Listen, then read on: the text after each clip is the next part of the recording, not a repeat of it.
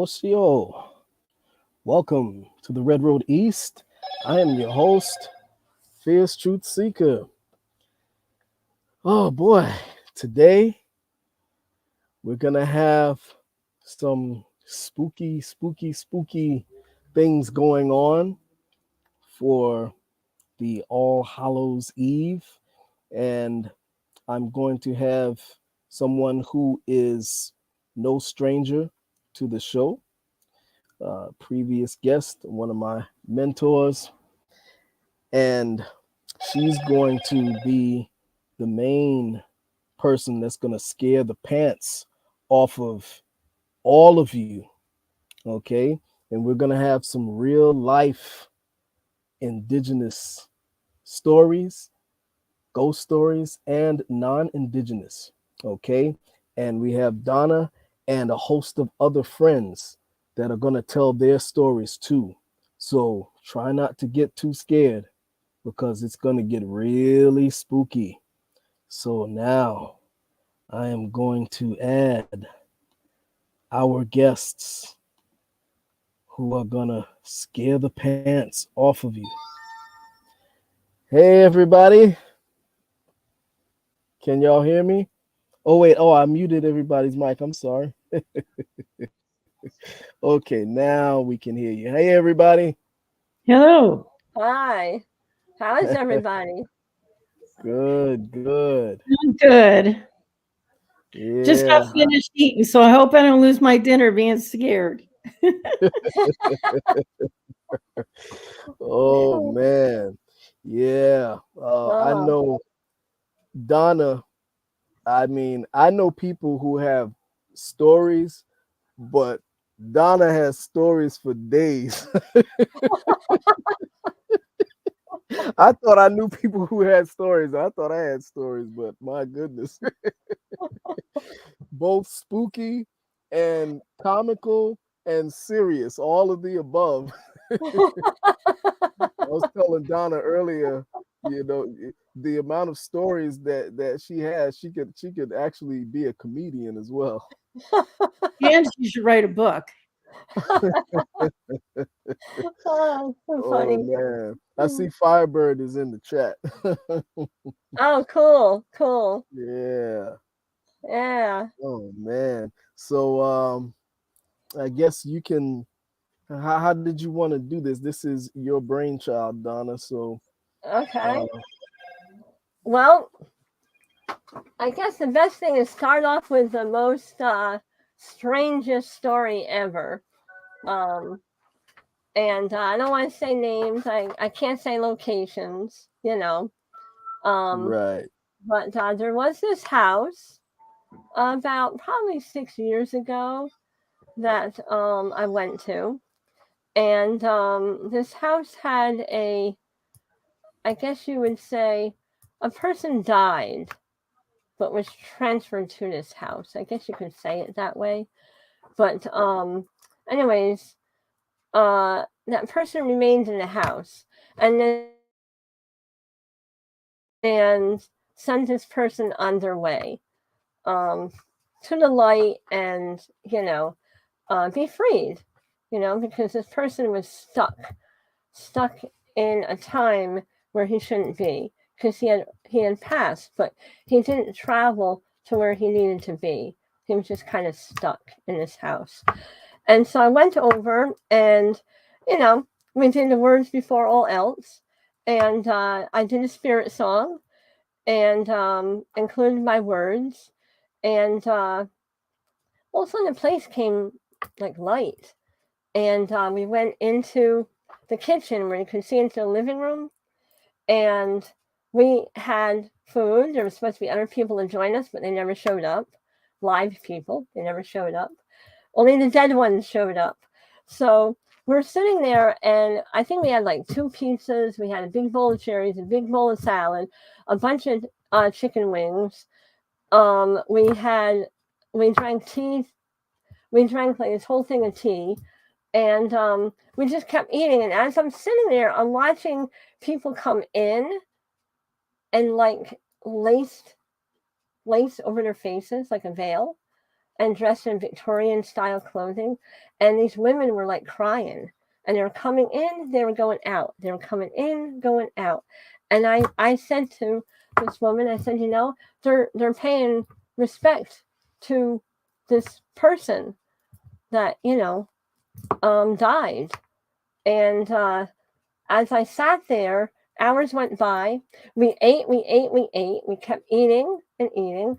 And we never got full, actually. And I told her, let's switch places so she can see. So then she was seeing this activity. And we just believed that when I released his spirit to be free, these other friends and, people were coming in and, were actually paying respects to this fellow that had passed. So that was our craziest thing. But we ate and we ate and we ate. And we never got full. I came home like 2 a.m. That morning, I went out and ate a big breakfast, a really big breakfast. Didn't bother me at all. Found out that the other woman, she went out for breakfast and ate a big breakfast. And yeah, I really believe that we were, eating for all the other people that were coming and paying respects. So that was probably the craziest thing that I've ever done. And not saying too much detail, it was kind of very interesting. We'll just say that. But the guy was murdered. That was left behind. And then the next one that is really my favorite, that I can say a lot more detail with, was my mother's nurse and dietitian. She had asked me if I knew someone that could do a smudging, and she's trying to sell the house. She can't sell the house and doesn't know why she can't sell the house. She needed help. So I said, well, I could help you out. I can do a smudging, for you. So I went over to her house and I walked outside first and, then came inside and I see these 2 Victorian dressed girls like in her corner, like kind of dancing, holding hands. And I'm thinking, does she see this? Does she know this? And I'm like, I don't know if she really sees what was happening, And so I didn't say anything. So then I went and looked at the house on the inside. Then I went on the outside, and here was the girls again. And again, these girls were dancing around this old oak tree, just dancing, right? Victoria dresses, style dresses. And I was like, I think they're like kind of trapped here by something. And so I still didn't say anything yet. I walked around the other side of the house and I said that, someone has died here. Like recently, someone died. And there was a door to an apartment that was part of her house. And she said, oh yeah, my tenant had a massive heart attack and died right there, And so I didn't think that had too much to do with the girls though, because that's now and this is in the past that these girls were. So, okay, so we go inside and I do my thing. I smudge the whole house, and when I smudge from the center to all the corners. I smudge out the windows, out the doors, underneath plumbing and mirrors, anything that would hold energy, even TV screens, anything that would be energy, And then I went outside and smudged the outside. And I told her, I said, let's light a candle and now send these girls on their way. Let them follow the light. Let them follow the light. Let them go, And so we lit a candle. Of course, I forgot something to put the candle in. So she gave me a saucer and I put the candle on the saucer and we lit it. It was a hot summer day, no wind whatsoever. We went in and we kept drinking this really great tea. I think we had like 10 cups of tea. And I kind of we forgot about the candle that was left outside on the table. And we went outside to look and it had burned down into a complete flower. And I told her, I said, that's a gift from the girls. Put it on your mantle. You will sell this house finally. right? Because she said something was stopping her from selling the house. Well, she went up to go upstairs, and I'm sitting there at the table, and there's a door that goes outside to the outside patio. And all of a sudden, I saw this black energy go out through that door. And I got this vision of it was the girl's father that was holding the girls back, because I really believe that the father was horrible to these girls, like abusive to these girls in a sense. And it was just so bad that he was keeping the girls there. But the girls were freed because they showed us that gift that they had left. And then that darkness left the whole room. That whole kitchen became light. And it was just a beautiful story. The one thing that I forgot to mention from the story I told before was that I noticed that there was indigenous people that were on that land. I could see them. I could actually see them. And I'm talking indigenous from the 17 and 1800s. That used to be farmland of that house where the guy was, found dead, that was dead, in this house. And that was amazing because it was back into a time area that I was seeing this, that here are these native, indigenous people on this land that is our land originally, of course, and here they are, but they're dressed in 1800s regalia, and it was amazing that I actually saw that at that house also. That used to be farmland. And yeah, really, really crazy. But I think a lot of the eating and the drinking had to do with the ones that, we send them off, and we're doing that for the ones that are calling them, and the ones that are visiting them, coming to help them and see them, and then, leaving. And I think because, we're physically able to ingest the food and the drink, we're doing it for them, because here we are, we're not hungry, even though we ate all that food and we drank all that tea. It's pretty interesting. And even our land here should be farmland where I live now. And when we first moved here, it was very strange. You can just feel the presence here of not just the farmer and his daughter.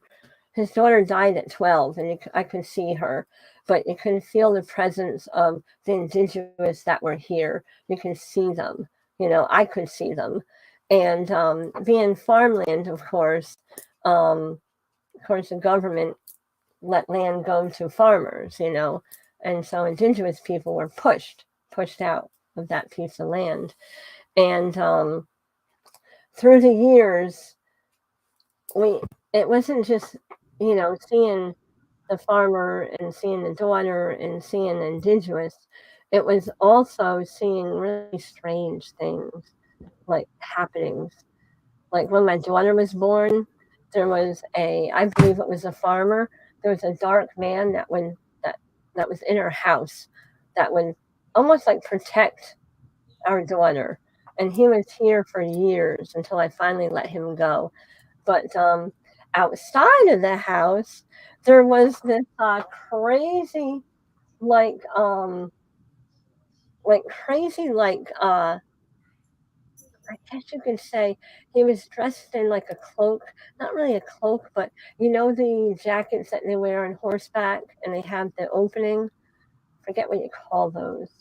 But anyways, he was wearing one of those. He always had the head up over his hood over his head, and he would stop in front of our house and just stare at our house. And this happened for years that he actually did this, for years and years. And one night, I decided to go out, sit on the edge of our property by the road, and wait for him to come up the road. And it was always either getting dark or dark. So here he comes. He got like about, I would say, 8 feet from me, and he had no whatsoever face. The face was dark. I mean, no face, no features, no eyes, no nothing. I like hightailed it to the door and in I came. I was not about to find out what exactly that was, but I've seen it, my daughter's seen it, and my son's seen it. And so I wasn't the only one that's seen it, but it was crazy, crazy. And then this other time on our main road here, which is North Quaker Road, that we're off of. I just kind of gave that out, but there's a lot of houses on this road. But anyways, on this road, I'm driving and through these stone pillars. Well, there's these stone pillars, old Dutch pillars. And across from that, there's a house. This guy, he had like what do you call those things that people wear that connects their pants from the front to the back? Suspenders. Thank you. Yes. He was wearing suspenders. He was bloodied up. He had like a white shirt on, like these pants that were like above his ankles, like that were brown. And he had a sack on his back and he was running. And I thought, he's running from the house. He just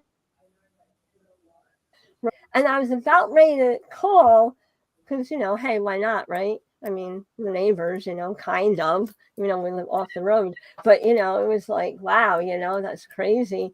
And as he got into the pillars, he just disappeared, completely disappeared. And I was like, I'm glad I didn't call him because they would have sent me to the nut house.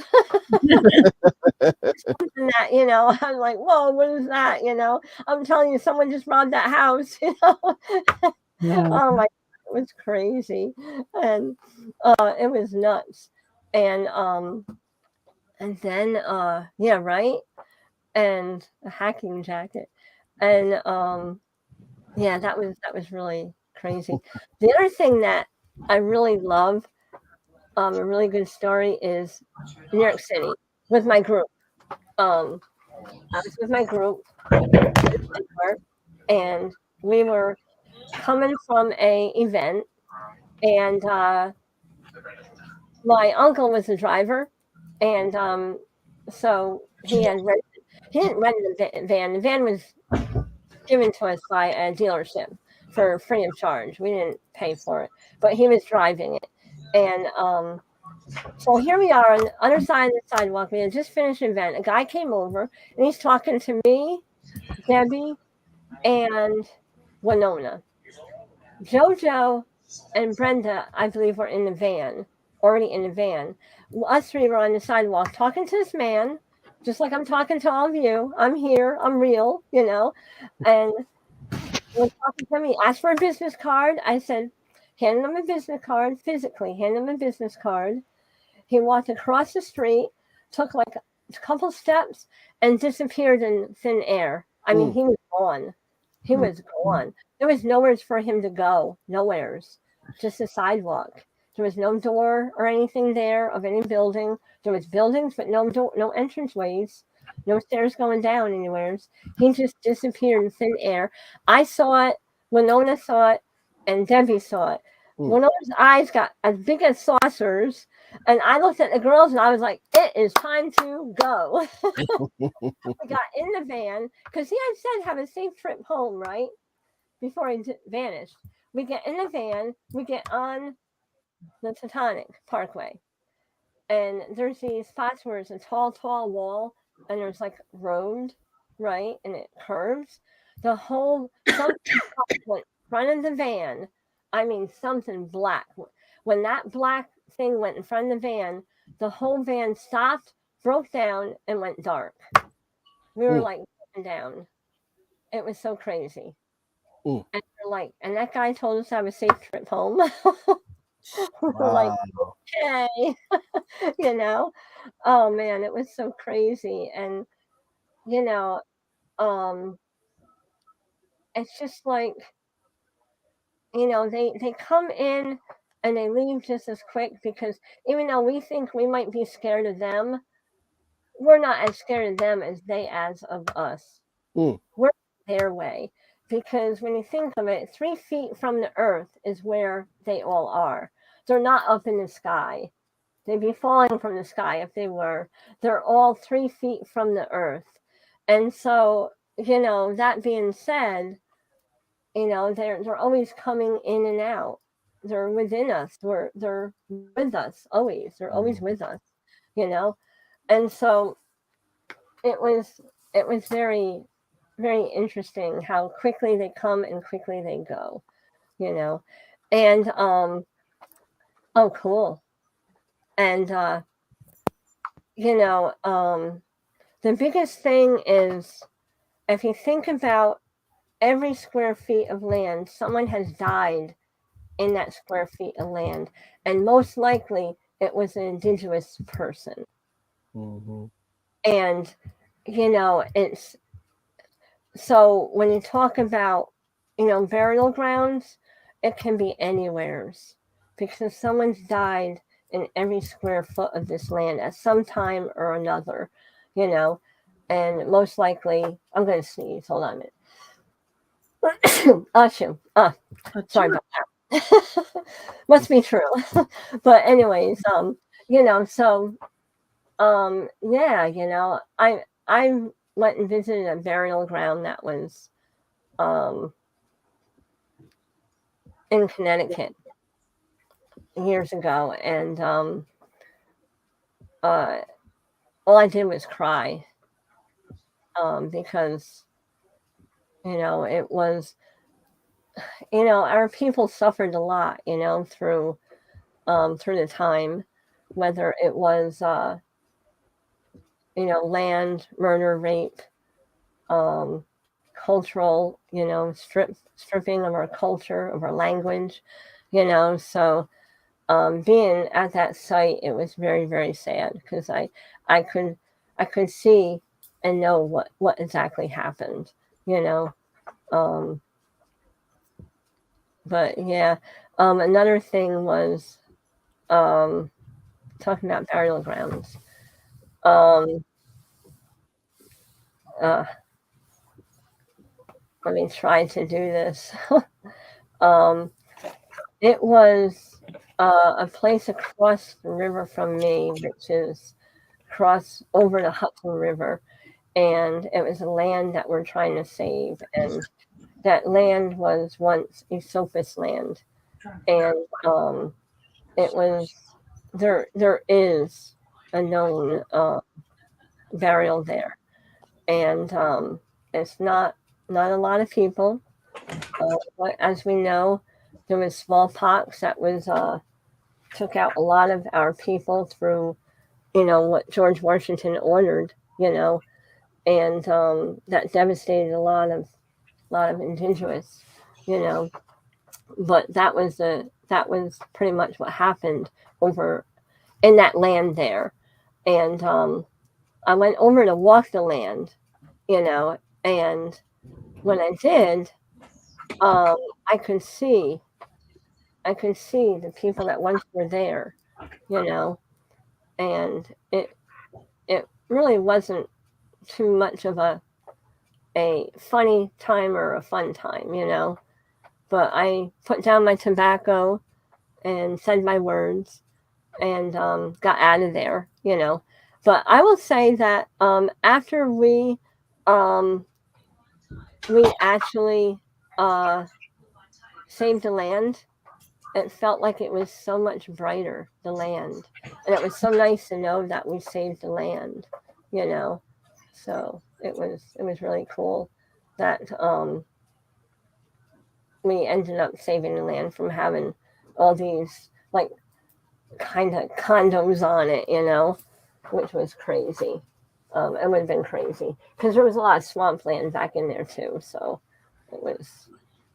And the traffic, it would have made traffic a lot more too. The traffic would have went up a lot more, So yeah, that was an interesting time. When I was in the town hall, I have a picture of it when that was in the newspaper. Where we were all as a community in the town hall there. When the flash went off, I could see, I was like, oh, there's some happy other people here, but at the same time, I felt like, almost like remorse, like sadness, you know, but yeah, happy sadness in a sense too. But I, in the picture, my head's down. I wasn't even looking up at the camera. My head was down because it was so heavy. It felt so heavy, but yet it was a happy time, you know. But yeah, and that was in a newspaper. And behind me, you see this big orb behind me in the picture, huge orb. Wow. Remember the orbs in my house, Donna? Yeah. Yeah, we have a lot of orbs too, which orbs aren't necessarily bad, you know. Sometimes they're just plain old spirits. They're not necessarily bad, you know. So it's when they're dark when they're not so great, you know. But yeah. And yeah, it's pretty crazy stuff.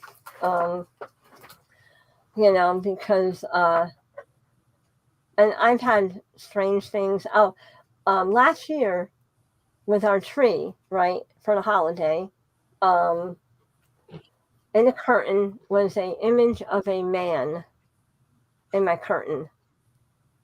And I don't know, Bobby, if you can hear me or not. I know she's in there. But anyways, it's Her mic is muted. she might her mic's off. I just unmuted her mic. Yes, it is a true story. There was a face, I saw it. Yeah, there was a face in the curtain. It was so crazy. And night after night, no matter what I did, move the curtain, turn off the lights, turn on the lights, it never went away. The face never went away. Not too soon. It was there for a while. Wow. Yeah, it was crazy. Yeah. And talking about animals, my Roma hears it too. My newest Great Dane. We hear another large dog, which would be a Great Dane, and Dane before her, walking in the kitchen, jingling on the dish, and you know, like jingling, shaking, and making the tags rattle. And it's not Roma because she's beside me. So I really think that it's our Dane that came before her. I think it's her. Yeah. Wow. Yeah. That's cool. Yeah, it's pretty unique. But yeah.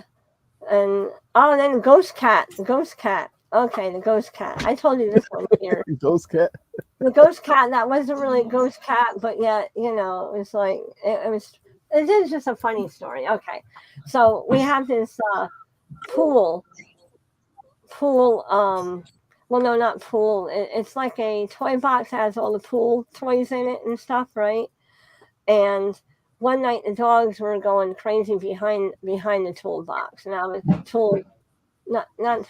No, what did I say? Toy box. Oh my God, toy box, right? Going crazy behind the toy box.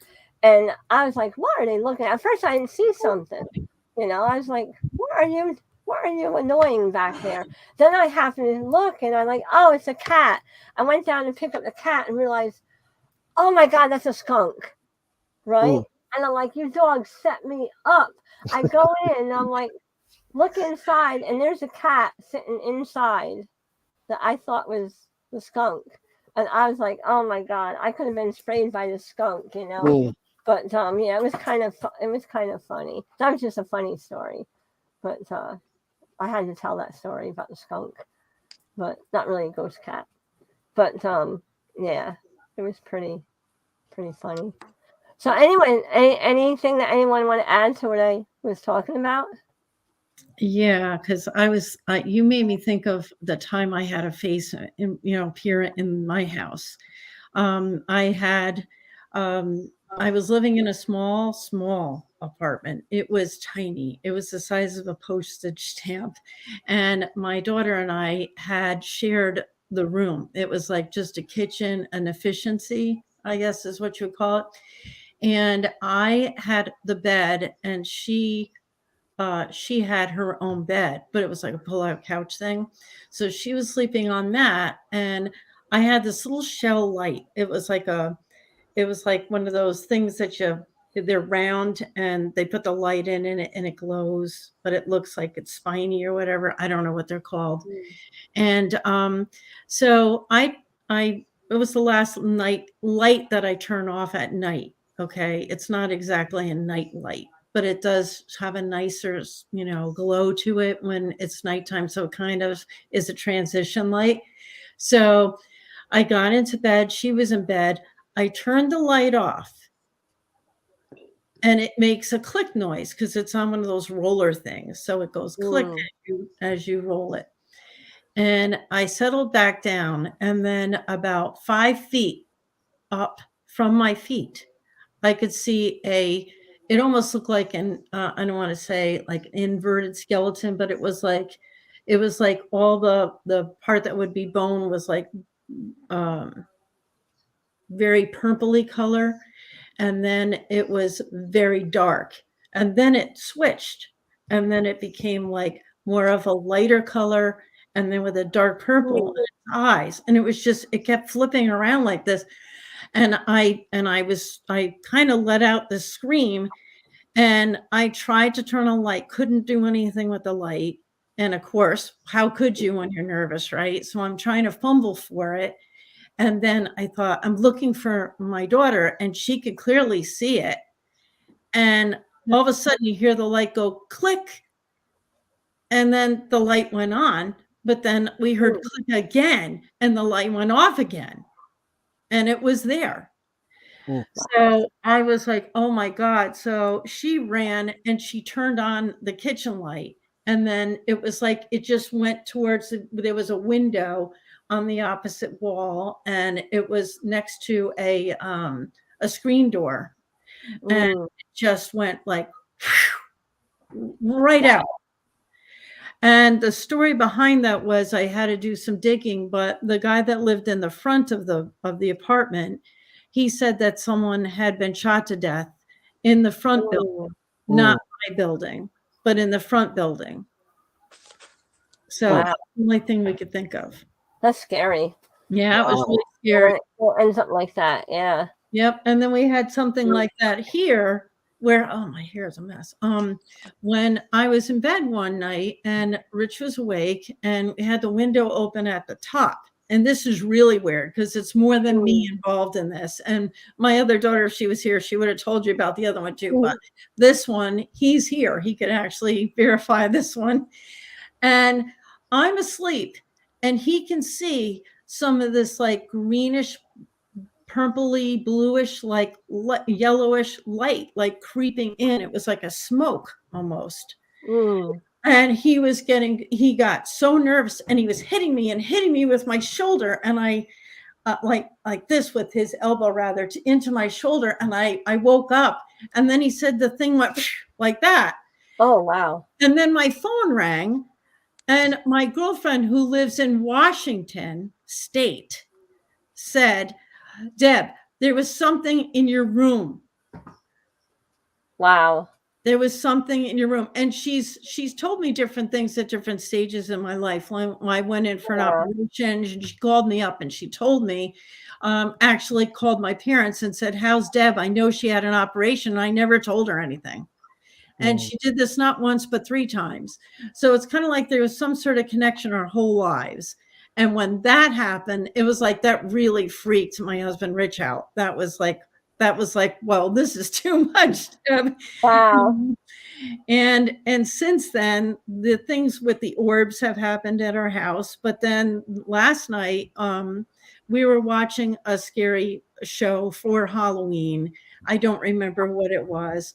We were sitting here and the cats are both laying, the cat is laying on the floor with us, and so is the dog. Christina's not here. She's out. There are no doors or windows open in the house. And we're watching this thing. It's the show. And then all of a sudden we hear a door shut in the house. And Rich go, did you just hear what I heard? And I go, yeah, I heard it too. And I was like, oh my God, really? Wow. I have a crazy story about our group and being at a retreat. So we had this retreat that we were taking part in, and we were doing drum workshops for it, and we were doing concerts for them, right? And the first night we were there, I was down by the lake looking up at this big, huge mountain, right? And as I looked up, I saw this huge black thing, jagged teeth, horns, and it was completely black. And I was like, whoa, what was that? As soon as I saw it, as soon as it disappeared. So I thought, well, I ain't going to tell the girls nothing that I saw that. No way am I telling them that, right? So it comes that night, and they want us to do a fire ceremony, and they want me to start the fire, right? And so we had to go up the mountain to do this, right? The first night we were up there, when I got up there, as me and Debbie's walking up there, actually, these two guys almost knocked us over, which would have been off a ledge, right? And we're like, wow, what was that for, And so I said, Debbie, I can't walk. Something's wrong. I can't walk right. Come to find out, my heel broke off my boot, right? So I was like, okay. I was wearing Harley riding boots. And I was like, okay, so all right. So I get up on top. I managed to break off the other heel because I couldn't walk. So I just said, forget it. I'll just take the other heel off. And there I am, right? So, okay. So that was the first night. The first night, I think that was the first night I decided not to drive home because I was Nona, Bear, and JoJo's ride. And so it was all the way up in Huguenot, which is way past Ellenville, YMCA. And I can say the location because it doesn't really matter for that. But anyways, I went back to JoJo's, and then we went back to the retreat. That night, I decided I am not driving them home. I'm not going home. I'm getting a hotel because I need some sleep. So we went to Middletown to go for dinner, and it was really late. And Debbie was going home because she had to go home and take care of her mother. And so I got a hotel for us all, except Debbie was driving home. And so now at this point, by the time we got back to the hotel, it was like 2 a.m. So I told Debbie, stay on the phone with me to make sure you get home safe. So we're on the phone. About an hour goes by, and I hear, I hear like this screeching right in the car. And I'm like, Debbie, is that you? Are you okay? What's happening? She goes, Donna. And I'm like, Debbie, Donna. Like, then all of a sudden I hear poof, right? Well, I knew that something strange was going on all that whole weekend with this thing that I saw. Come to find out, Debbie and JoJo saw it because, that second night they were huddled together with a blanket around them, looking all around. And when I took the pictures, I saw a lot of orbs, but there was two guys with a flashlight looking around, looking for something, So I figured they know what's up here, right? And so that night of Debbie's accident, she went airborne. She says she's in cornfield, but she's on 212. There's no cornfield.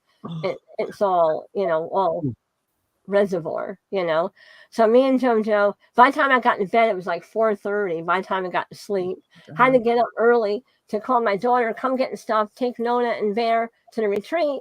We're going to stay in pairs. I'm going to go back with, to get Debbie, right? When they went past her several times, he finally finds her, right, going back to her being rescued. And he says, if you went 2 feet, right, you would have been in the reservoir. So the cop goes, where are you coming from? Oh, retreat. What are you doing at retreat? Were you drinking? No, I'm a drummer. I'm a singer. So now it went silent. And I'm like, I told her to put the phone underneath the seat so I could hear, right? Because she's alone. It's dark, She's off the road. And so, she says that, all right. So says, well, he left.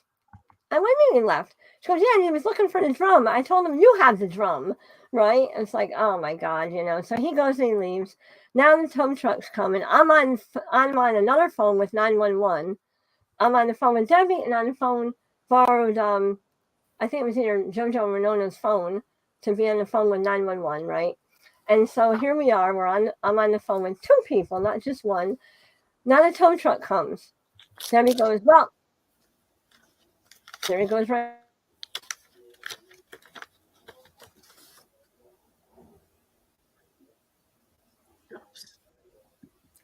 Donna, you froze. Hmm.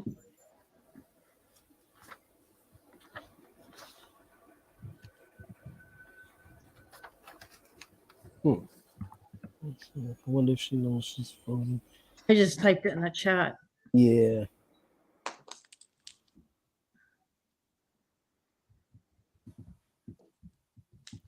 Hmm.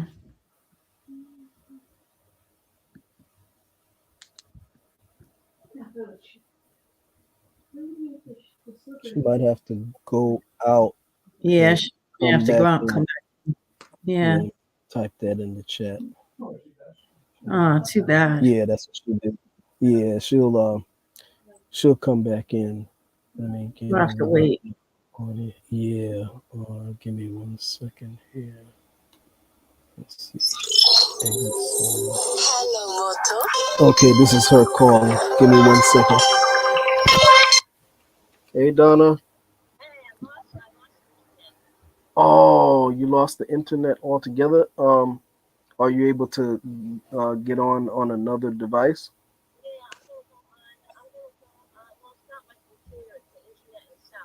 Ah.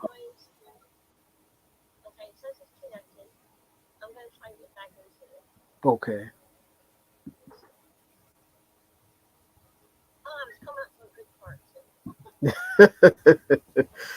Oh man.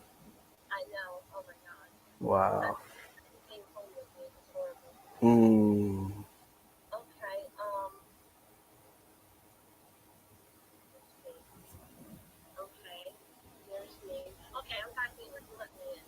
Okay. Waiting for you to show up on the screen. I don't see you yet.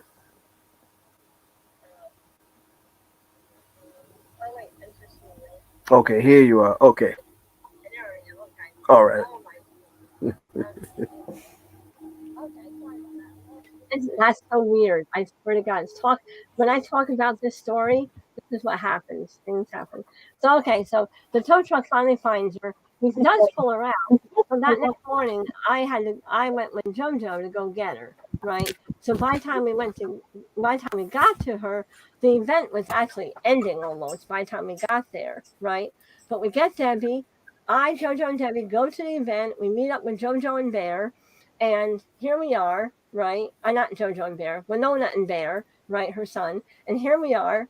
We're, at this retreat, and it just ended. So I was like, okay, well, I guess we all go home then, right?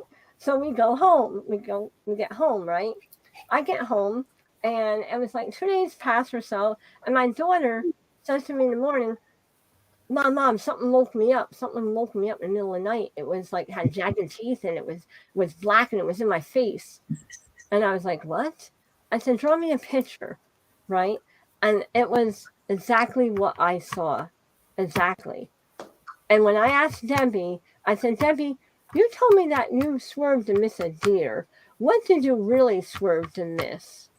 And she said, Donna, it was something black and dark. I went, oh my God, I knew it. I just knew it.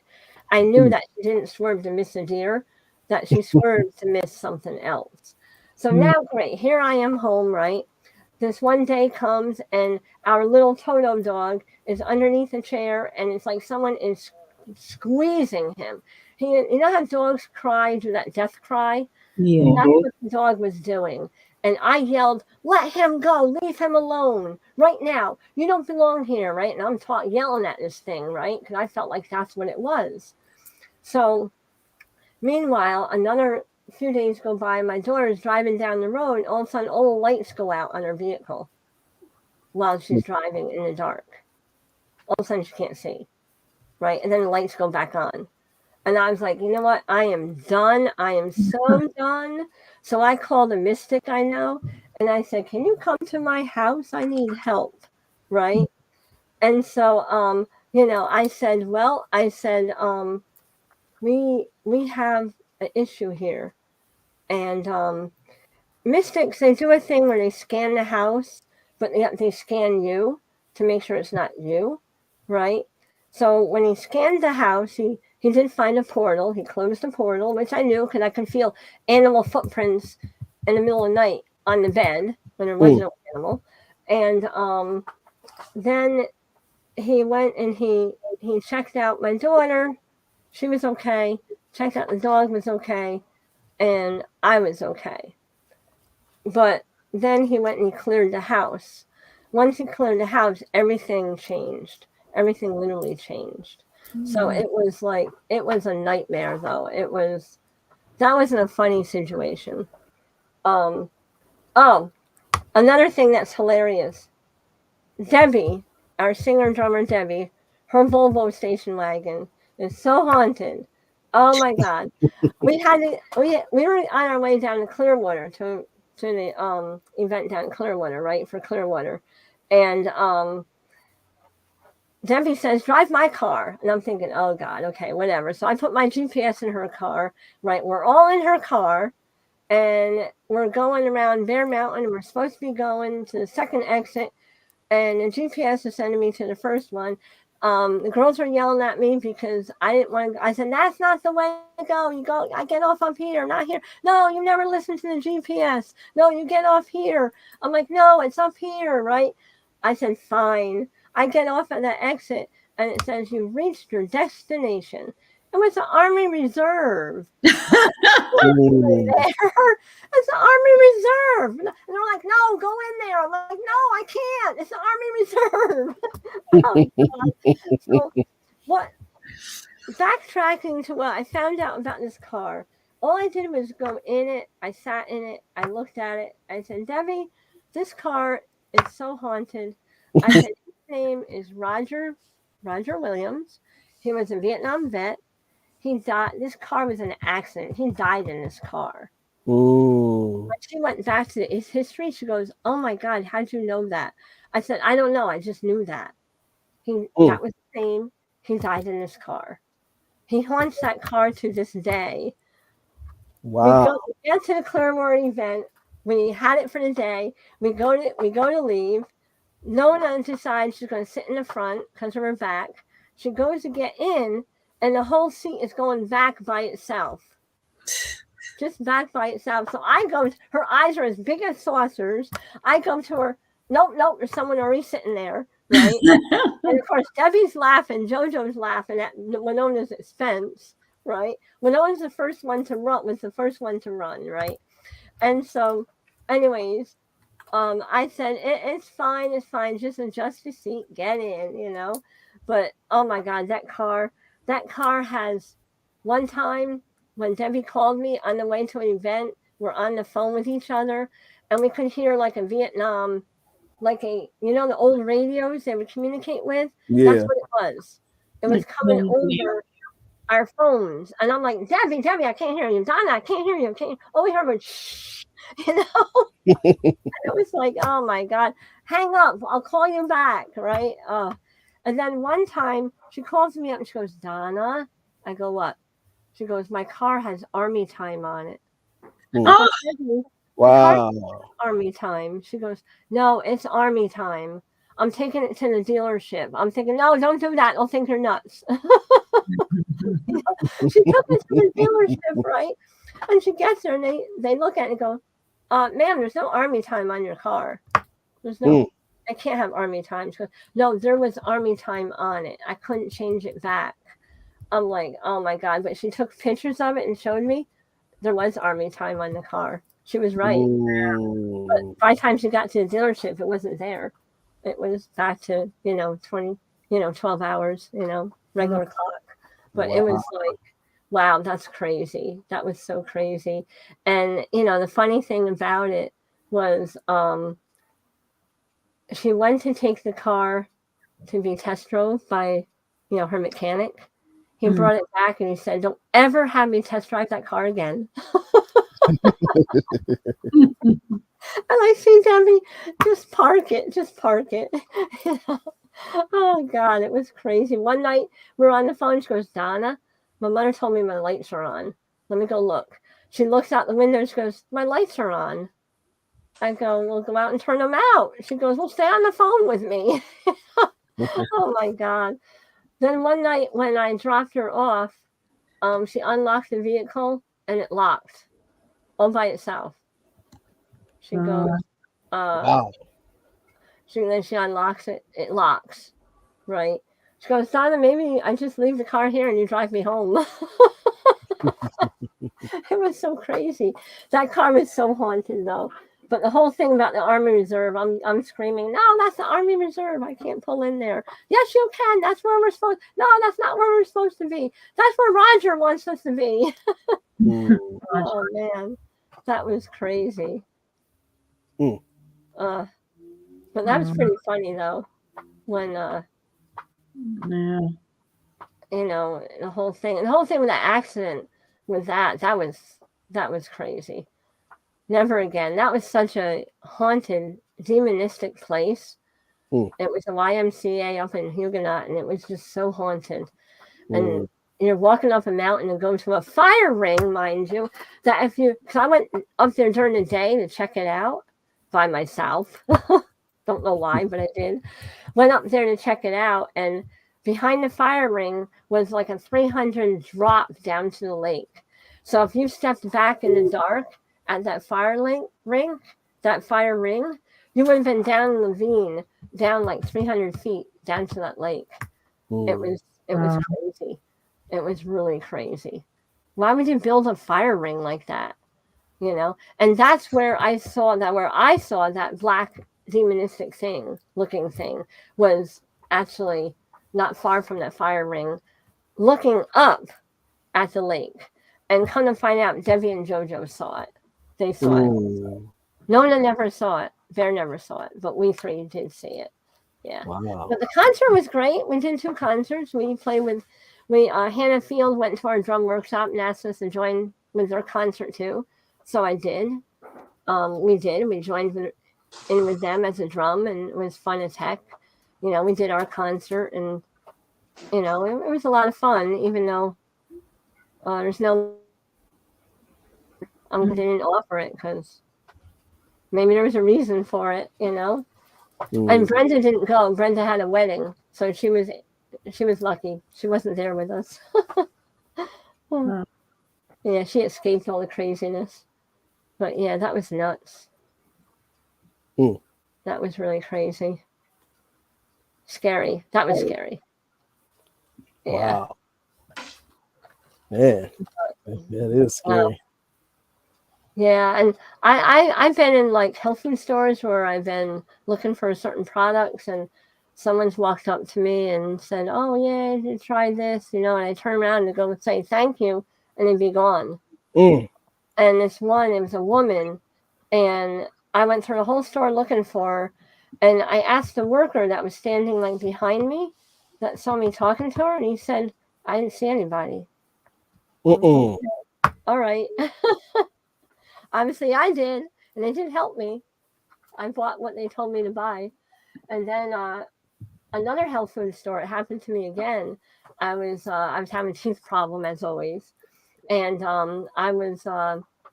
this man came up to me, like full beard, you know, and all white full beard, and he said, "Oh, can I help you find something?" I said, "Yeah, I need something for my teeth." He goes, "Oh, I've been using this for years. Never been a dentist, in my life. I've been using this, you know." And I said, "Oh, thank you. I'll give that a try." So I take it, right?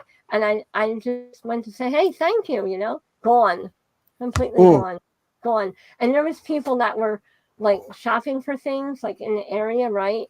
When I asked them, "Hey, where'd that man go?" There was no man there. Yeah, I was talking to a man, but we didn't see a man. What? Okay, all right. But I bought the product and I use it today. Oh, wow. Yeah. Right now I don't have the means to buy it because it's not cheap, but you know, I do. I've used it all this time to save my teeth. Up until now. Well, but my dog knocked out my front. That's what happened. Oh, man. Yeah. But that's a whole other story. I feel like I'm in a horror show. But oh well. But you have so many stories. Oh God. I'm not gonna say what that is, but terrible. But yeah. Pretty crazy stuff. You know, growing up, we've seen crazy stuff growing up. Like growing up, we saw me and my I think it was me and my cousin that was sitting on the fence, the neighbor's fence, and it was just getting dusk, like just getting dark, and there was these two white beings. They were just like, they were see-through light, but they were white, man and woman, and they're doing this thing with their arms, like swinging their arms, walking up the road. And me, I'm always the one to say, hey, wait, I want to see what it is. That would be you. Always saying, hey, I want to see what this is, right? And so, anyways, when it got closer, like I'm going to say like maybe 6 feet, I said, I'm out of here. And I took off running from my parents' yard, and me and my cousin, and we were out of there. But to this day, I don't know. I have no idea what the heck that was and why they were swinging their arms like this walking up the road. But they were translucent and they were white. It was you could tell it was a man and woman. It was strange. Then the other thing was, growing up, was my father used to do this really good red wine, and the Dutch oven with charcoal underneath, and he would slow cook it in red wine, and it would cook all day. Right now, everybody was outside. I don't know what we were celebrating, but everybody was outside, and me and my cousin went to go in the house, and the hallway was dark, kind of, and there was this black shadow that came out of my parents' bedroom, and I thought it was my mother cousin, so I put my hand on his chest, and when I did, it just stopped my hand, and then it just stayed for a minute and then just disappeared. Me and my cousin ran out of that hallway so fast, we were out of there. I was like, I'm not going to wait and see what that was, but that was really, really, that was strange. Then the other strange thing in our neighborhood growing up was I used to cut across this one piece of property where it was apple orchard, and you go through my Girl Scout leader's property, then you go through the property to the apple orchard. And when I went through her property and got to the property where the apple orchard was, there was all these, I don't want to say cattails, I don't know what you would call them, but they're actually from Asia. They're not indigenous to here, but very tall and thick. There was I would say like 12-year-old boy, and he had this white thing like wrapped around his head. He had the same thing wrapped around his like bottom section, so he wasn't showing any privates, and that's all he had on. And he had a sickle that he was cutting down these big weeds with, just a sickle, right? And I was looking at him, he was looking at me. I had all bushy blonde hair. And I just took off, turned around, went back home, called my friend. I'm not coming over today. That was crazy. I don't know whether that was something that, I don't know what that was, but I saw it as clear as day. That was strange, very strange, but very surreal, very strange. Like I was in another time warp or something. It was really weird. And then the other thing was I had it tip of my tongue. It's one of those strange things too. It was in the neighborhood. I can't remember quite what it was, but it was really another one of those freaky things. Was seeing, weird stuff go on. Oh, okay, that's what I was going to say. Our well went. It was dead winter. Our well went. This is not ghostly, but it's cool. Our well went, and so because we couldn't do anything about it because it was dead winter, there was snow on the ground that froze over with ice on top. So me and my aunt was taking the ice off and melting it down for water, right? One night we went out there, and just about above our head, like I'm going to say, you figure we have 8-foot ceilings. So I would say like like from the ground, 8 feet, which would be probably 3 feet above our heads, right? About that, right? Because I was like 12. Was this huge flying saucer UFO, and it was spinning. It was right above our heads. It was huge. And I stood there looking at this, and I was like, I'm out of here. I know what I'm seeing. This is definitely a saucer. It's a UFO. It was thick. It was like a saucer, but then on the bottom was like where they probably come out of it, like. And it was so, I was like, I'm out of here. I'm going in the house. I ran for the door, closed the door, locked my aunt outside. My mother's like, where's your aunt? Oh, she's outside. Let her in right now. Unlock that door. For years, me and my aunt never told no one. We never told a soul. Never. Because we felt like if we did, we'd be in a nut house. That would be like Brittany and I. Brittany and I were walking on the side of the house, and you know how it's not very wide between my house and the next house, and there's just some shrubs in between, right? Yeah. It was broad daylight, middle of the day. And we're walking towards the back, taking the turn, and all of a sudden it got dark. Like, I want to say it was like near midnight dark, right? Wow. And we looked up and we could see that there was nothing but this, like, almost like a metallic looking black, but it wasn't exactly metallic either. It was just, it was strange. It didn't let light in, but yet it didn't really have any kind of like glow or anything that would make it you think that it was metal.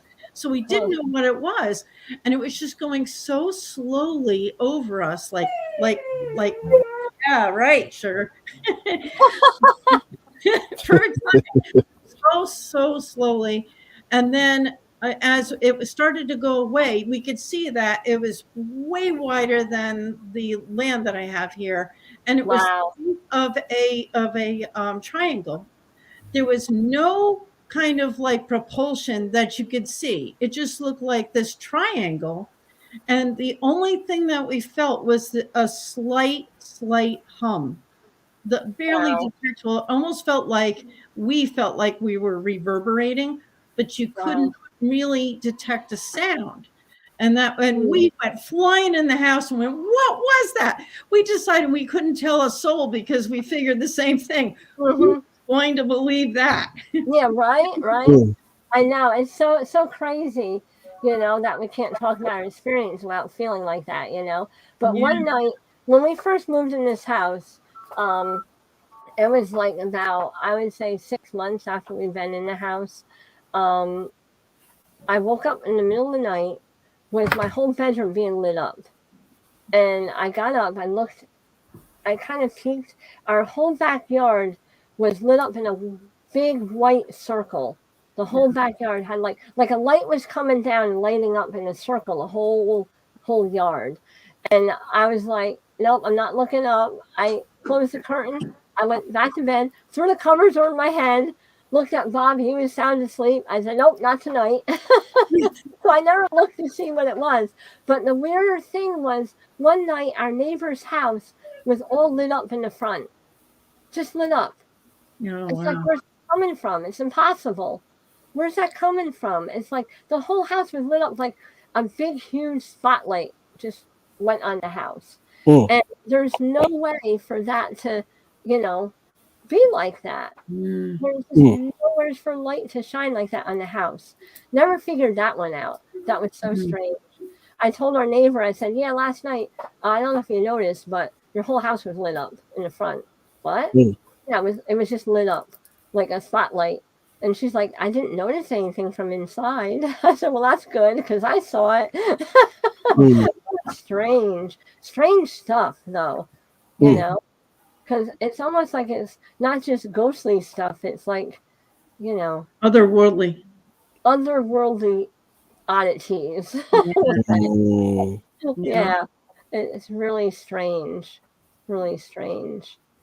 Wow. But, yeah, really strange. And, I've seen like where all of a sudden I see people, but they're not people. They're like people that are not alive, and I see that quite often. And sometimes it drives me a little crazy in a sense, you know. Sometimes it's happy, sometimes it's sad, but yeah. Wow. Or sometimes somebody will say, "Who are you talking to?" Oh, never mind. Or sometimes at night I'll hear things here and I'll say, "This is my house. You need to leave. You don't live here. You don't belong here. Goodbye." Or sometimes I hear friendly like things that happen here because the dog hears it too. She'll like look and listen, and I'll say, "Okay, it's quiet now. It's quiet time. It's all bedtime now. Nighttime, bedtime, sleep time, quiet time, night night." It's a racket. It's night night. But I've heard like coming from powwows, right? And 'cause my daughter would say sometimes you bring things home. Yeah, haha. But I've been at powwows where I've come home and heard that those men singing voices and drumming, still with me. And it would be like, okay, it's quiet time, it's peaceful time, settle down. Then all of a sudden you go quiet, and it's like you can feel it. You can feel the heartbeat of the drum. Not just hearing it, it's feeling it. Yeah. It's almost like I brought home something else. That's not the live drummers, that's for sure. Something else, all right. Yeah, right? Yeah. Yeah, that one time I experienced that was pretty crazy. That was over Powwow in Carmel. And Carmel's pretty haunted. It's a very haunted town.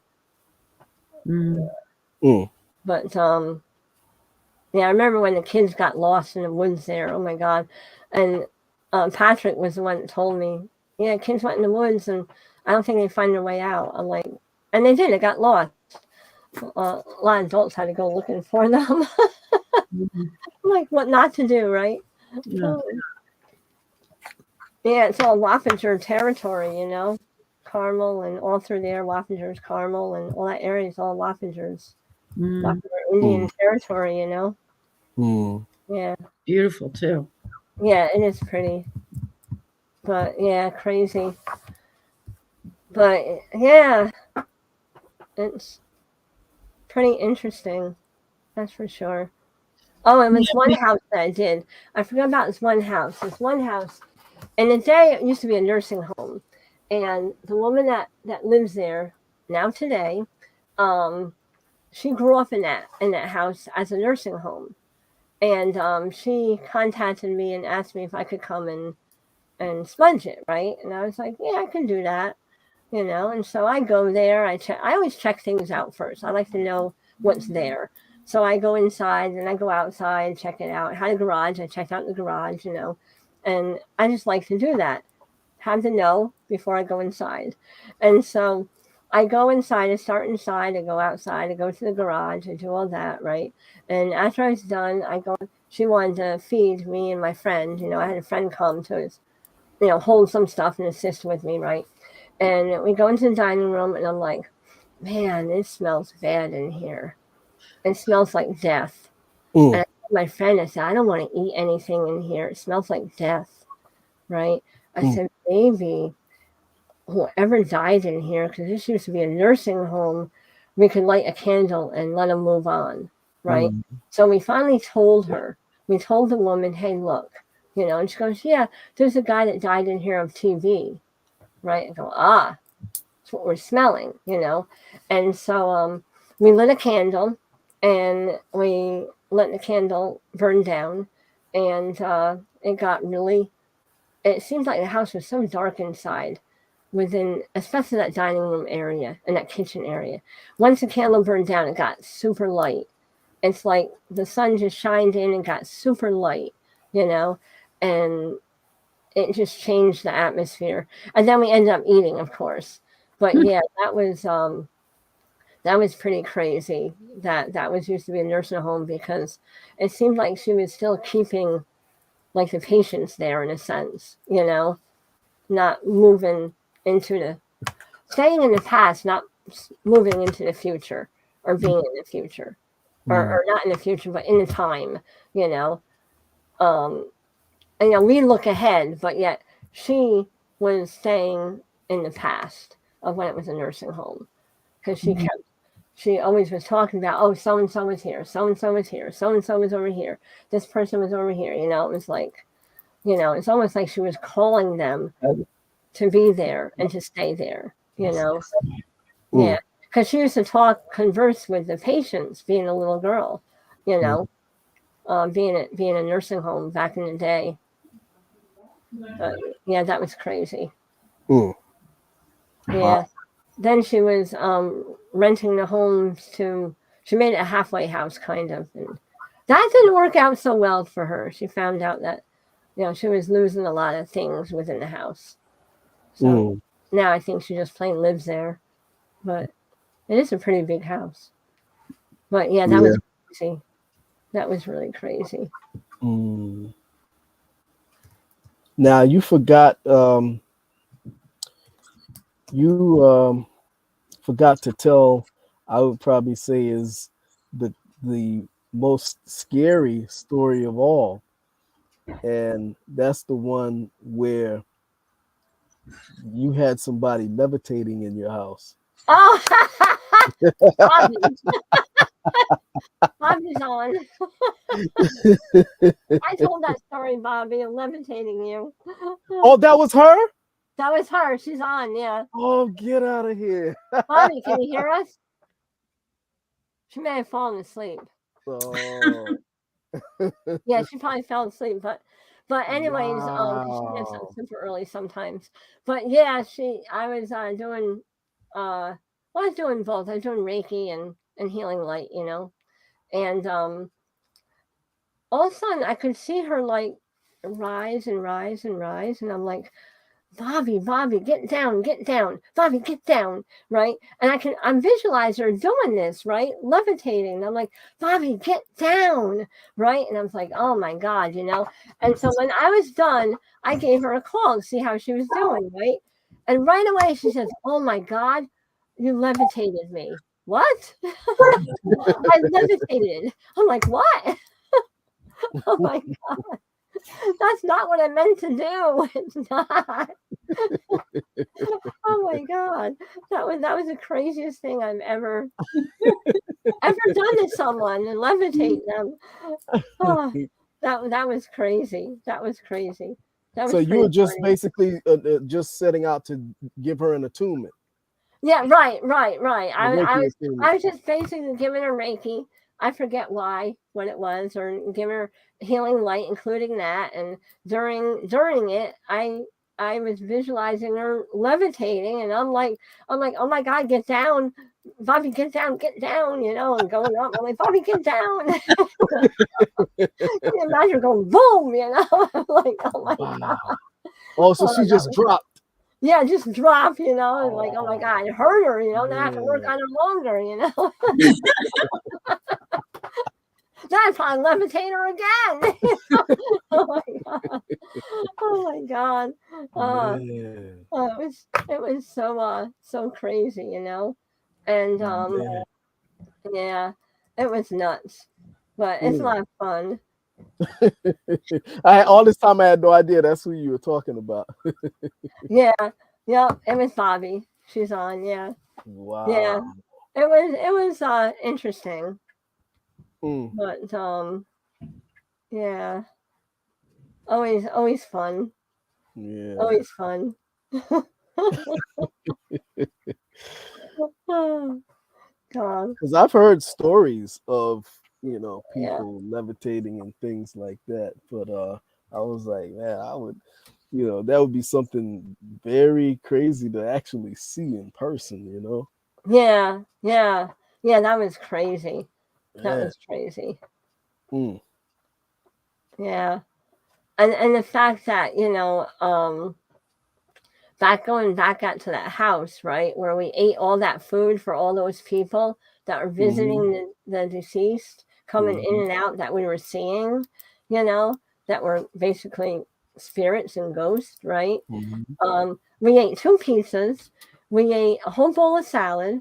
We ate a whole bowl of cherries, big bowl of cherries. We had all the chicken wings, and we had all that tea that we drank, right? And I believe we had a dessert. I forget what the dessert was, but we had dessert, and we ate it all. We ate it all. It was all gone, right? I got home 2 in the morning, went out for breakfast, ate a full breakfast. So didn't she.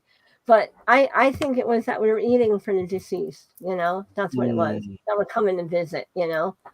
How you always eat after a funeral, you know, a burial, you always eat and gather, you know? I think that's what it was. Yeah. Wow. It was crazy, you know? Yeah. But yeah, it was a lot of fun having all these experiences, even though some of them were like kind of way out there.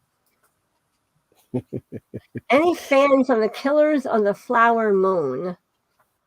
So can I ask that what that means, what that is? I guess they'll type it in the I guess it they'll type in. it in the chat. Yeah. Yeah. Must be a movie. Yeah, maybe. I've never heard of it. Yeah, I remember that night when I watched Silence of the Lambs, and then after that I watched what's the one that comes on what's the other one? Oh, The Shining. I watched The Shining, then The Silence of the Lambs, and I was like, what was I thinking? What was I thinking? Because after I watched that, I was hearing, oh yeah, okay, Sage Murders, gotcha. Yeah. And, you know, it was just crazy because it felt like I was like inviting other things to watch that night. The lights went out. Right after the second movie ended, the lights went out. I was like, oh my God, why are the lights out? Wow. Oh, that was so crazy. But a storm had hit, that's why. But yeah, it was. The Rock. The Rock. Talking about the Sage Murders. The Rock over here. So it reminds me of that. It's called The Rock, and there's like sport fields, but there's an old rock that has like almost like carvings in on it, like pictographs, like carvings.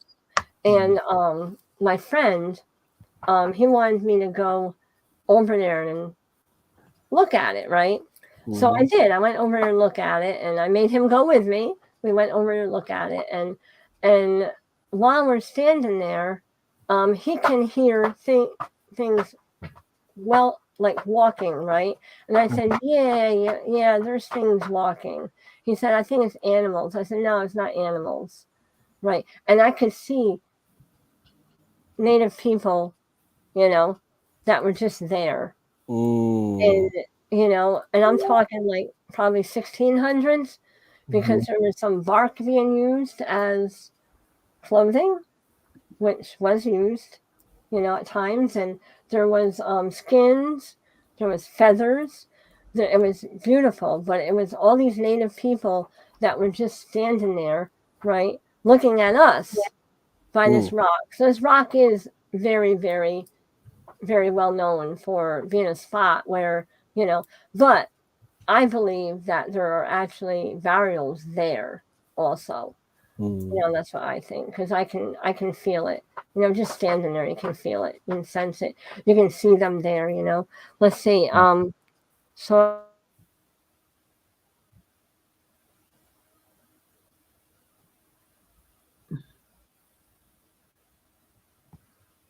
You froze again, Donna.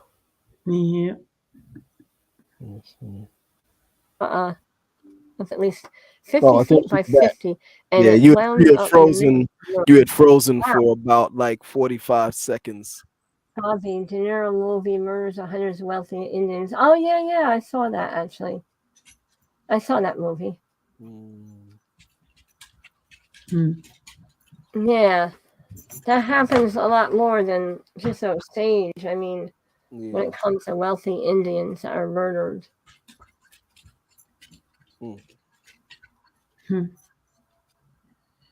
But yeah, that's very strange over there where that rock is. It's a huge rock. It's probably like the size of the room I'm sitting in right now. That's how big the rock is. It's big. Wow. It's a big rock. Mm. And yeah.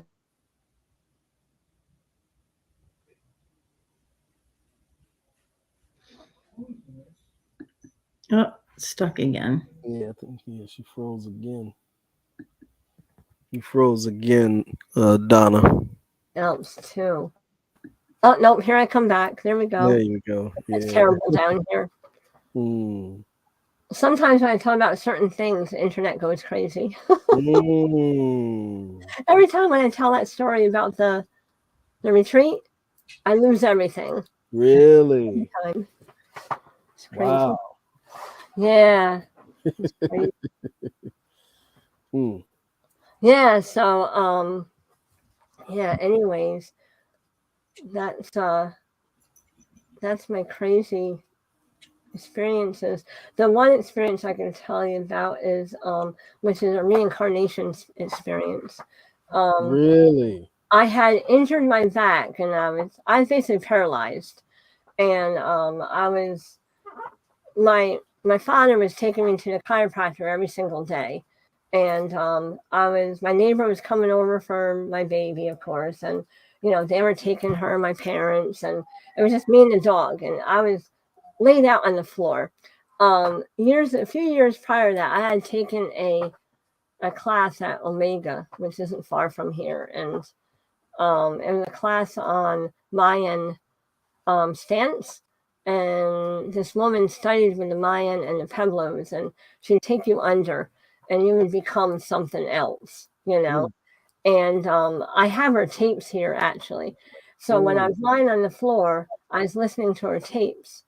And needless to I know that the way I was lying, it was actually one of the stance. And so I'm listening to her rattle, her talk and sing. And next thing you know, I'm in this elevator. The elevator opens and it's Civil War time. Mm. And I'm this Blackfoot woman, long black hair that's running with my baby in my arms. I get shot by a Confederate. Civil War, I go down and I obviously killed my baby. And I rose up, like lying down. I rose up, straight up, looked at the Confederate, stole his button off his uniform, right? Here I am. I have a button, right? There's all bodies on both sides, that are laid out that I could see. It was wartime, big time. And my father comes through the door. He woke me up. And so now I'm woken up, right? And my father says, "Hey, where'd you get that button from?" The button was alongside of me on the floor. He says, "That's an old Civil War button. Where'd you get that from?" And I never answered him. Never. I never told anyone until years later. So I believe that I went into another time where I was that woman, that was my son, and I took that as a souvenir and brought it back. Wait, so you had that button in the present time, in this present? Yes. Really? Yeah. Wow. That was crazy. So I figured it out. I figured, well, I probably was that woman back then. My son died when I fell on him, right? Mm-hmm. And yeah, it was really crazy. To this day, I'm very protective over my son. To this day. Mm. I don't know what that is, but it might be, has to do with that, Maybe. I mean, I'm protective over both of them, but I think it's just,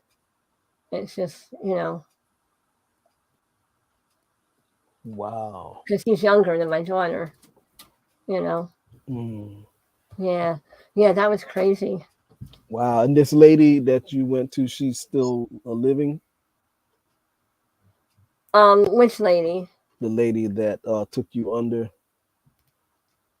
when you had that experience? She passed on a few years ago. Mm. She was quite older, Wow. when I took that class. And I have her tapes here.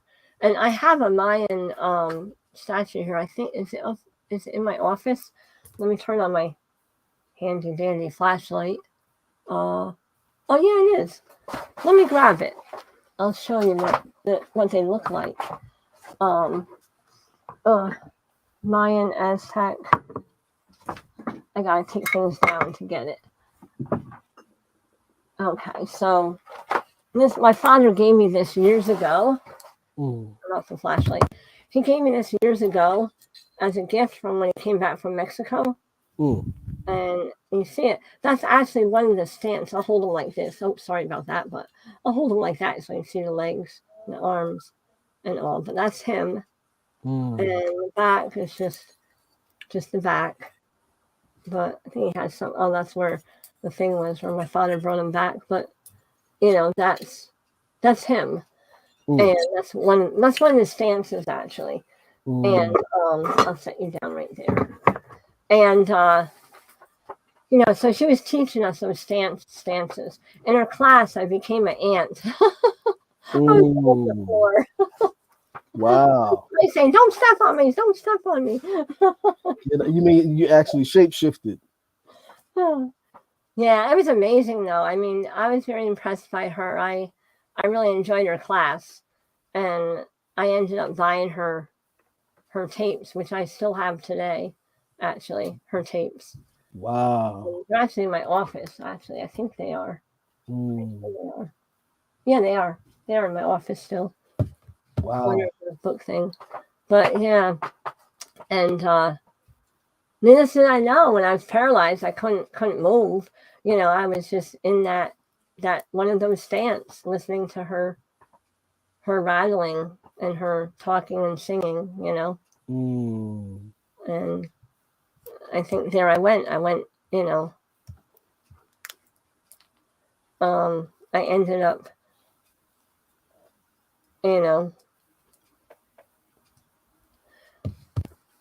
going down and under, I guess. But it was strange. I was an elevator. It's like I got into the elevator and it opened. Like I was already on the elevator, kind of like opened. And there was Civil War time. Loud. You could smell like it in the air. And bodies on the ground on both sides. Wow. Both sides, but also indigenous, And, it was that was crazy. Wow. I brought back a button, and I had my father put it up on top of our TV thing. Yeah. And this day, I put it in a safe place, and I have no idea where that safe place is. Really? No idea until I move. I'll find it when I go to pack up and move, and that's when I'll find it probably. Yeah, that was crazy. I wanted to put it on my regalia, on my skin. Oh. Yeah. That's what I wanted to do. Wow. But it's here somewhere. But yeah. My father was so dead serious though. He's like, where'd that come from? Let's one more button. Where'd you get that from? Where'd that come from? I don't know. Always that feeling that, you're not gonna be believed, or you're gonna be like, sitting somewhere in a 1-bedroom room, Oh man. Oh God. Wow. Oh, crazy. Yeah. Man. I guess I should tell a story, huh? Yes. Oh man. Let's see. Okay, let me I guess I can retell a story that I was talking about or I reminded Firebird about the other day. And what happened was, when I was a teenager, I lived in Brooklyn. I'm not going to say the address, but I lived in Brooklyn, and this particular house that we lived in, um, I had a couple of experiences there. One experience was I was in my mother's room, and my parents' room, should I say? Um, I was taking a nap. I was really tired. I was coming from work, and I fell asleep on the bed in my parents' room. And all of a sudden, I hear this like angelic type of singing. It was like, it sounded like, "Ah," and Wow. I start shaking. And I'm like, it's like, and I can see like very faintly, it was kind of like, I could barely see, but kind of like a chandelier, like how a chandelier looks. Um, Mm. but it was not it was not very visible.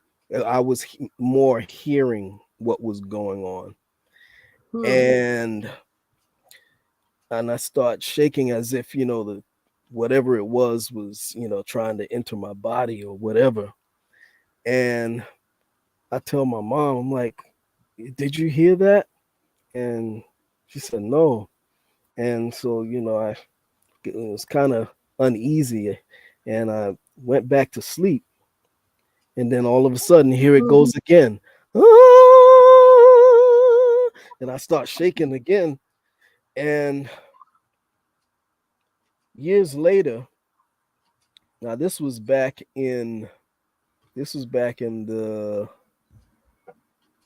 late 80s. And years later, I was at Firebirds when she lived in the Bronx.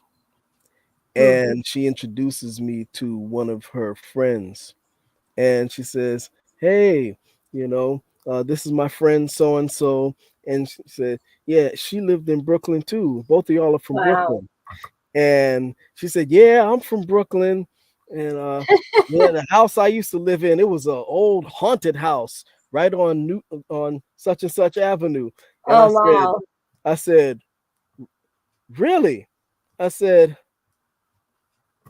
"That house, was it on the corner of such and such and such and such?" And she said, "Yeah." I said, "I used to live in that house." And she said, Wow. and I said, "Yeah, you're right. It was haunted because I had an experience." And I told her about my Wow. experience.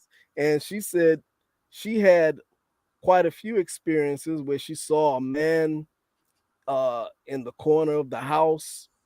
It was like a ghost, but it was a ghost, but she could see the Uh, that she could see it. And it was not a friendly experience either that she had. I forget the story. I don't know if he I think she said he died. He was a doctor or something like that, and he huh. died in the house. Yeah. um but yeah, and also I used to have out of body experiences in my bedroom in that house Mm. too. Yeah, but that's Oh, a man. No, yeah, that's crazy. That yeah. reminds me of the time when I was a teenager and I was out with my cousin, my sister, and we were all out in my car. I was driving and I went past the road, so I had to turn around. So, but what I pulled into ended up being a funeral home where I pulled in and there was a window where the person laid out in the window. And all of a sudden, I got this feeling like something took over my whole body. Like Mm. all of a sudden, I could like it took the breath right out of me. Like I couldn't breathe. Then once I pulled out of there, I was like, phew, okay. And I didn't tell nobody in the car what I felt, but I didn't like that. That Wow. was, that was Mm. too much. Oh man. Yeah, that was crazy. But Wow. I've had experiences where I've time traveled and Mm. came back and went, wow, well, that was interesting. And I do that quite often. Mm. Yeah, that's crazy. Mm. Time travel. Yeah, it's like where I'll be in front of someone I know, and I'm right there with them, and then all of a sudden I'll be like, oh, okay, I'm back. You know, Mm. really, really, and I can see them just like I'm right there, like I'm right Oh there. wow. Really strange. Mm-mm. Yeah, Man. strange stuff. Jeez. Yeah. Yeah. I had another experience. This particular experience was in the Bronx. Actually, it's right here in this apartment here. Yeah. And so I'm coming home God. from work. I'm really tired. And I actually, well, before that, I went to the store to pick up some food. Yeah. And I bought some salad and, some cucumbers and, some other stuff to go in the salad. Mhm. So, I get the bowl out and, get the knife and everything, and the seasonings and dressing Yeah. and all of that. And so I go to the sink and I grab one of the salad bags and I open the salad bag, and then out from the salad bag comes an orb. It comes out of the salad bag Oh my and God. it goes through the living room and out the window and just disappears. But the way that it looked, it didn't. It was here, but it didn't look like anything from this world. It's like, how can I explain it? It's like you see it, but it doesn't look like Mm. anything that's around in the space. You know what I mean? Wow. Yeah. The Wow. That's craziest thing is strange. it was about maybe, let me see, about this big. Wait, yeah, Wow. about that big. Came right out of the salad bag. That's crazy. That's so crazy. Did you eat that salad? I did eat the salad though. I did eat the salad. And it freaked me out. I said, "What the Wow, hell that's is so odd. this?" Yeah. Oh God. That is so odd though. Jeez, coming out of Mhm. like a salad bag out of Yeah. food. Yeah. I didn't know what to make of that. Mm-mm. That's crazy. I don't Hmm. think I had anything like that with like food. Mm. Um, huh. No, She said it was a genetically engineered engineered piece people of lettuce lettuce and trying tree. to.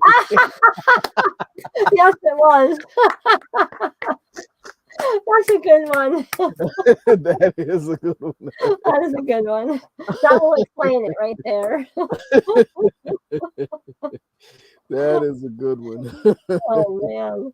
Oh Oh, that's man. terrible. Mm, Jeez. mm, mm. Oh, Wow. I guess we better close out. Everybody's yeah, falling I guess asleep. so. It's been a while, huh? Yeah. But this was good. This was good. Oh Yeah, this man. was fun. Yeah. Hmm. Boy, I tell you. Yep. I It hope gets we didn't. crazier and crazier. Yeah, yeah. I hope we didn't scare all the viewers away. Oh yeah, I think Debbie and let's see. No, Debbie's was spinning, so I think we lost her.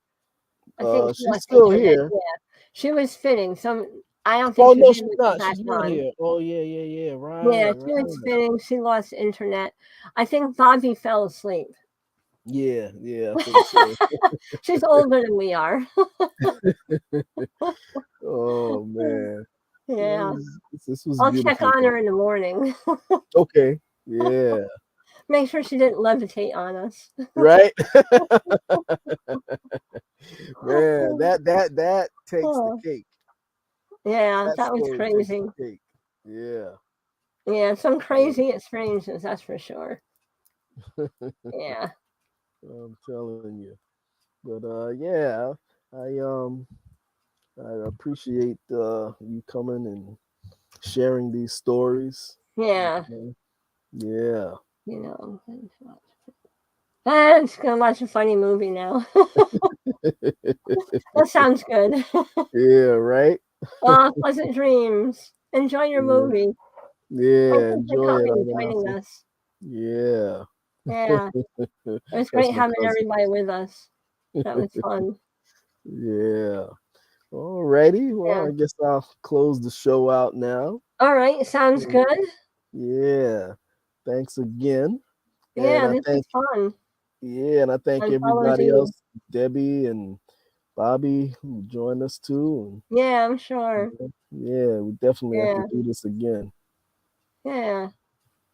All Yeah. right, well, take care, Fierce, and thank you again. You It was too. my pleasure, and it's always fun to be with you and do Likewise. shows and talk with you. Yeah, Yeah. I'm likewise. going to start some classes soon, probably. Oh, okay. Great. I'm doing a kind of like a stress management and then a meditation one. Mm. A meditation one and a kind of like a stress management one. Oh, okay. That'll Yeah, be great. Yeah. yeah. Yeah. So, all right, I lost your picture there, so I will Oh, talk wait to a you minute. soon again. Yeah. Let me see. Who's that? Oh, I Yeah. was trying to solo you when you were talking, but it to went to Bobby. Okay. Anyway. Little technical Funny. glitch there. Uh-oh. Went to Bobby. I know what's going on there. Oh man, there's some ghostly things going on in the Yeah, right, in the digital land. right. It happens all the time here. All the time. Mm, When I'm telling something like, like it's really dark, all of a sudden mm, it will go all haywire. It's like almost like it doesn't want me talking about it. yeah. How dare you gossip about us? You're blowing our cover. Right, exactly. Blowing the cover. Yeah. Mm, Oh, mm, funny. mm, tell you. Alrighty. Well, All right. yeah. So you enjoy the rest of your night. Thank you. You too. Yeah. Yep. And to be continued. To be continued. Yeah. Maybe by tomorrow night I'll have new stories. We Yeah. will see. Sounds I'm going to good. a haunted bridge tomorrow night. Okay. Yeah. Yeah. Sounds So we will good. see. All Okay. right. Take care, Fierce. You too. Thank you. All righty. All right. Okay. All right, folks. So I hope I didn't scare y'all too much. And yeah, I see a lot of people dropped off. I told y'all these were going to be some scary stories. I warned you in advance. You know, I don't say I didn't tell you. I told you before we got started. It was going to scare your pants off. I told you. Okay. So, but anyway, I thank all of you who joined. And, you know, I'm going to close out the show now by saying until the next time, dog, dog, huh?